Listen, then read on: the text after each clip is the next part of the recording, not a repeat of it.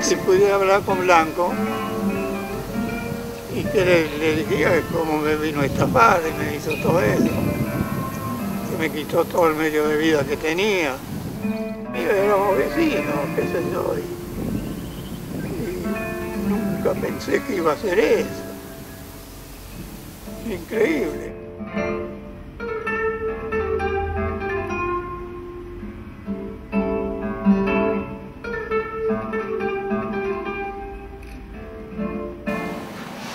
Y que sí que estamos hablando justamente ahora, como hecho reciente, de que el Superior Tribunal de Justicia hace poquitos días me notificó a Crosetto, por medio de mi persona, de que recién va a dictar resolución en una apelación nuestra que tiene años, tiene casi un par de años de antigüedad. Y además, tampoco esto es una cuestión que decimos nosotros para ponernos más víctimas de lo que ya es el pobre Crosetto, sino que el propio presidente del Superior Tribunal de Justicia, hablando para la prensa, dijo que la sala B del Superior Tribunal de Justicia, que es la sala penal, donde está esta causa Crosetto, está atrasado en sus resoluciones. Incluso llegó a decir una cosa insólita, para que lo diga un presidente del Superior Tribunal, que hay gente que no trabaja fuera de la hora estricta de oficina, es decir, que tiene un despacho atrasado y no trata de ponerlo al día, sigue un ritmo que incluso lo ha dicho uno de los miembros de la sala B, la sala penal, que atienden las causas que tienen gente detenida. Las que no tienen gente detenida, cajón, se cajonea, es decir, quedan ahí juntando de la... Esta es una de ellas, una causa que al no tiene ningún detenido, en consecuencia está abandonada. Es decir, estaban esperando que Crosetto, por su edad, por su estado de salud, tuviera la desgracia de fallecer. Incluso hicieron trascender, hace poco tiempo, pocas semanas, hicieron trascender, lógicamente, mentirosamente, que había muerto, para desactivar todo. Es como decir, muerto el perro, se acabó la rabia. Muerto Crosetto, bueno, ¿quién es la víctima? No hay más víctima. Ya tendría que aparecer un familiar, hacer un trámite legal, interesarse por lo que pasó, es decir, trabar todo para que el tiempo haga olvidar la cuestión, es decir, que la opinión pública se desactive en torno al caso, que la opinión pública no esté preocupada por Crosetto, la gente se ocupa de los problemas.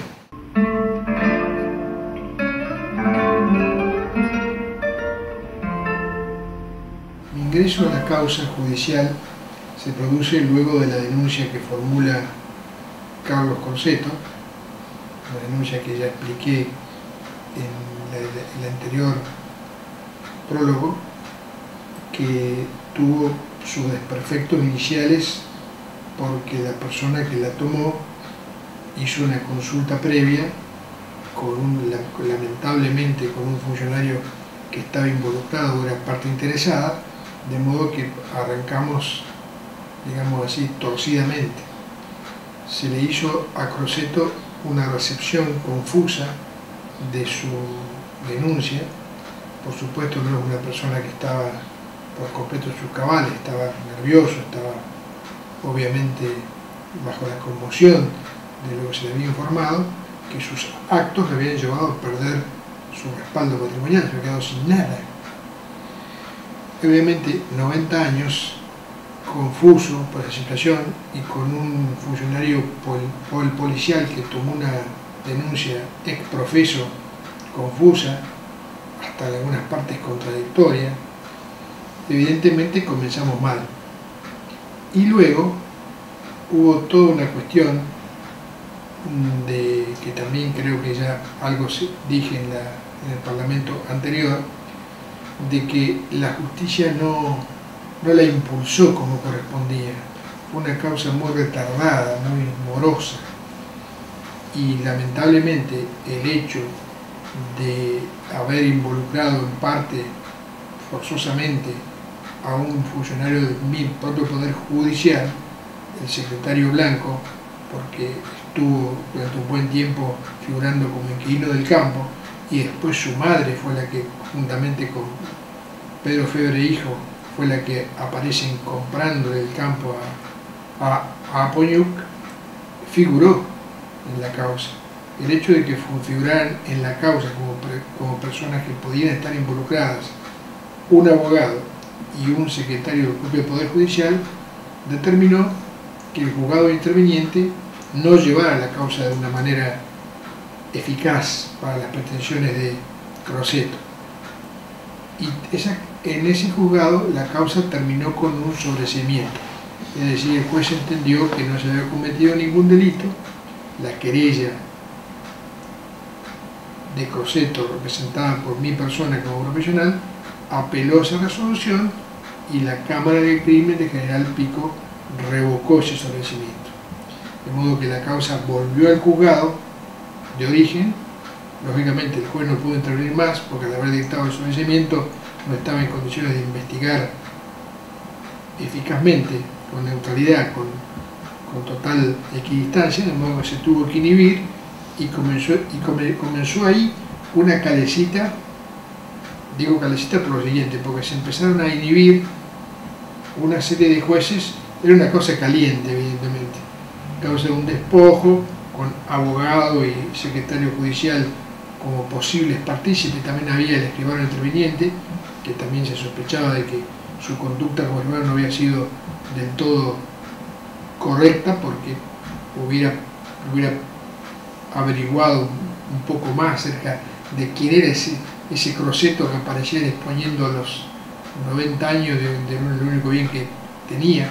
Y por otra parte, la forma que Crosetto no recibió un centavo de su operación, para que tampoco se preocuparon por ver que si había dinero por medio fuera a parar a manos de este hombre. Entonces todas esas imperfecciones, repito, secretario del Poder Judicial, abogado, foro local y un escribano. Es decir, que había muchos personajes y evidentemente eso trabó en parte la investigación a fondo. En este caso asumió características llamativas. Bueno, luego de que la causa, entonces el juez termina sobreseyendo, vale decir, diciendo que no hay ningún delito, esto es todo normal, este hombre le dio facultades a la Apoñuc para que hiciera lo que se le antojara, no le importaba, la quería, en fin, todas esas cosas que se dicen cuando uno quiere evidentemente favorecer al imputado. Y bueno, además la imputada también en ese aspecto fue inteligente, o por lo menos quien asesoró inteligentemente, porque la llevó a hacerse defender por un abogado que era del oficialismo. La Pampa sabe que ha tenido un oficialismo que se perpetuó durante muchísimos años, no el actual, aunque también el actual es herencia, pero el anterior oficialismo en La Pampa tuvo 20 años de la misma persona, 3 veces elegida gobernador, Marín, y con un cuarto intento fallido de ser gobernador. Yo elegí 3 veces consecutivas, de modo que ese oficialismo llevó a que La Pampa fuera una provincia un poco feudo de ese oficialismo. Entonces, defendida por un abogado de ese oficialismo, también tuvo un hándicap mayor.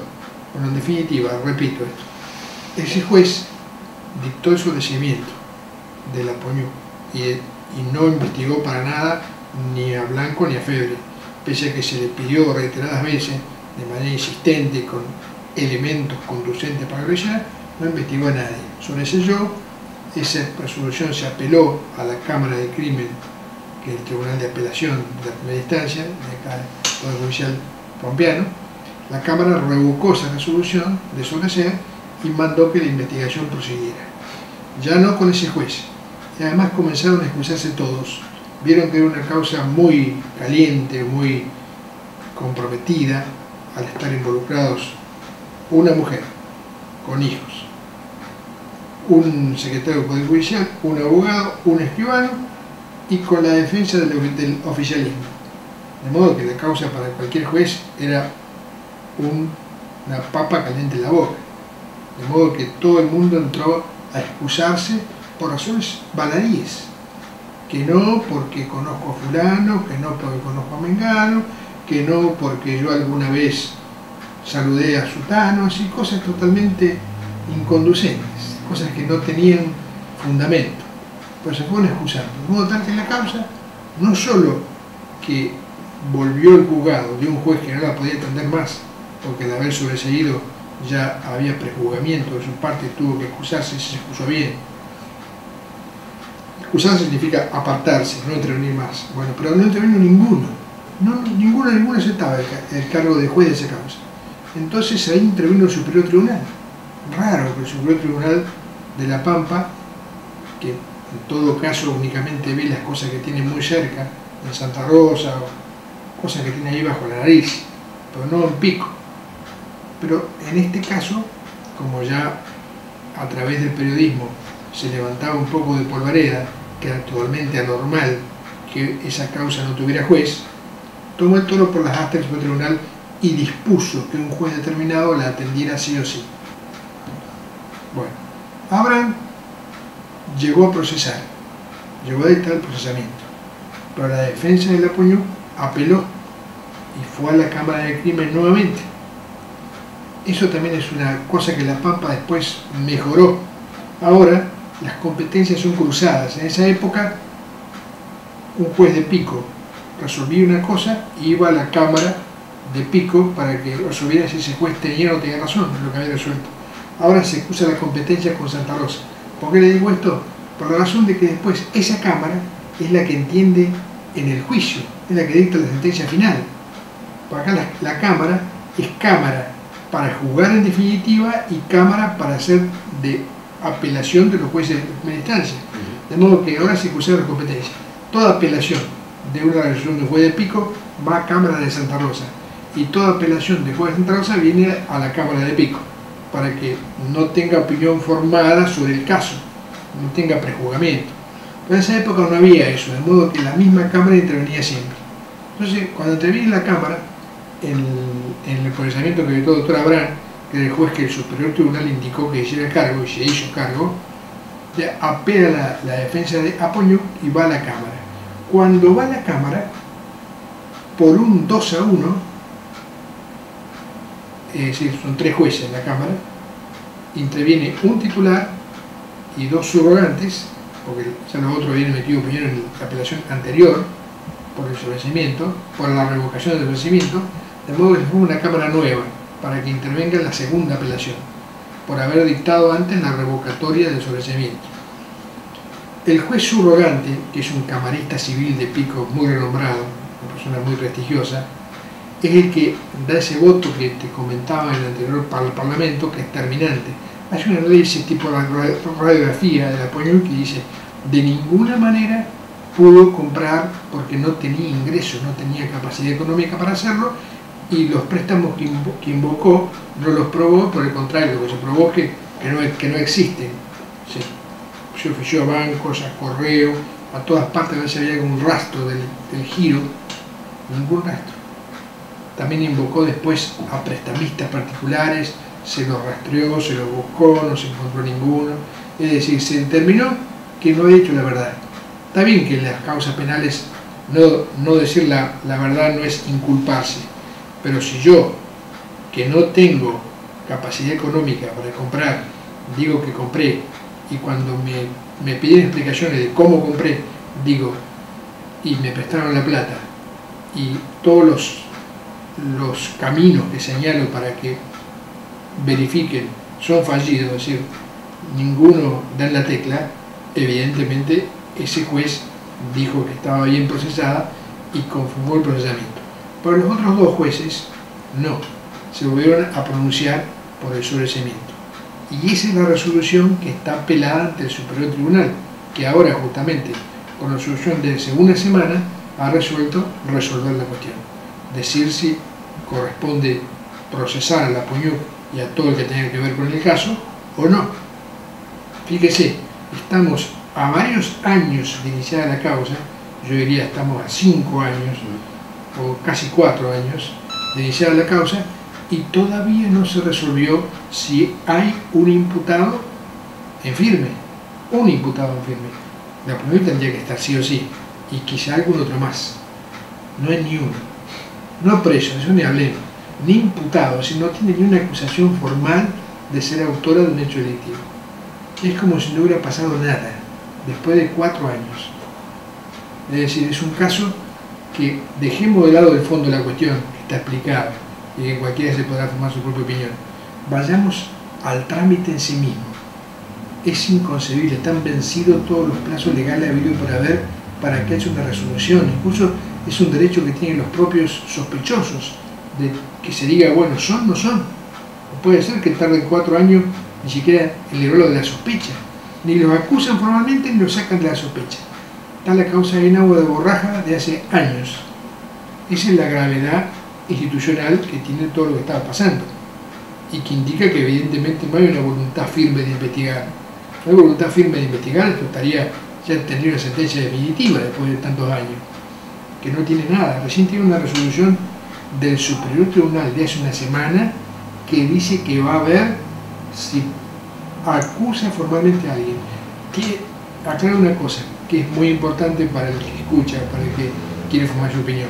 La causa tiene un dictamen del Procurador General del Poder Judicial, que es el jefe de los fiscales, a favor de la apelación nuestra. La causa está por apelación de Crosetto a través de mi persona. Y el Procurador General, cuando la causa entró, él tiene que decir si está de acuerdo con el recurso o no. Es decir, si a su juicio el recurso merece que se lo atienda, que se lo considere fundado o no. En este caso el Procurador, saliéndose de todo lo que es canon, o sea, práctica común, adhirió al recurso de la querella. Al recurso dijo que estaba bien, que correspondía hacer lugar a ese recurso, que estaba bien planteado. Vale decir que, sumándole a los fundamentos que el recurso tiene, los que provienen del propio Procurador General, diríamos que la resolución tiene que ser a favor de la querella, a favor de Crosetto. De modo que estamos esperando que se produzca. Es decir, es inminente, se tiene que producir. Todavía no se ha producido, pero es inminente. No puedo hacer una apreciación de si una semana, si 10 días, si un mes, pero es inminente. De acuerdo al tiempo que ya pasó, considero que ahora vamos a esperar muchísimo menos. Va a ser pronto, va a ser antes de fin de año, que vamos a tener una resolución que encamine la causa, que le dé un vector, le dé un rumbo. Vamos para tal parte, si no vamos a ningún lado. No puede ser, porque aún una causa que todavía no está para resolución definitiva, que está en la etapa, digamos así, de investigación, pues tiene que tener rumbo. Rumbo es decir, tiene que tener un vector. Bueno, muchachos, tenemos un acusado, tenemos tal hecho que le imputamos y estamos en esa dirección. Pero sin dirección no se puede avanzar. Es decir, una forma de avanzar si yo no conduzco un volante con una dirección. Es una causa sin dirección, sin vector, sin un presupuesto, sin una hipótesis de trabajo. Si bueno, muchachos, vamos para tal lado. No va a ninguna parte.